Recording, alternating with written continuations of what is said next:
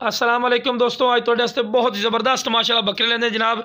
तो इन्हां दा जिंदा दा वजन जनाब 100 kg 120 kg और 80 kg तो उत्ते उत्ते माशाल्लाह बकरे ने जिहड़े तुसीं चेक कर। और जनाब बिग बकरे ने जनाब, बिल्कुल बिग बकरे 2021 की कुर्बानी वास्ते बहुत ज़बरदस्त ने।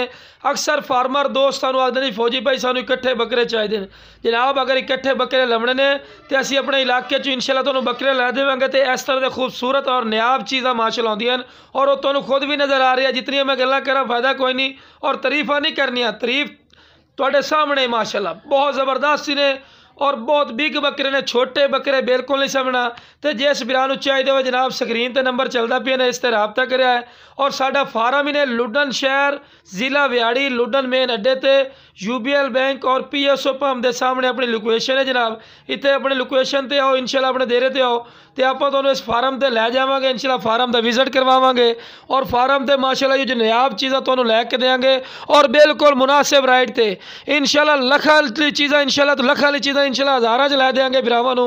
ये साडा तुहाडा वादा है इंशाल्लाह। साडे फार्म ते आओ, लोकेशन तुहानू दस दी है जनाब, ये साडी लोकेशन है और मोबाइल नंबर ते तुसीं राबता करो इंशाल्लाह मुनासिब राइट ते इंशाल्लाह भाई नू लै है।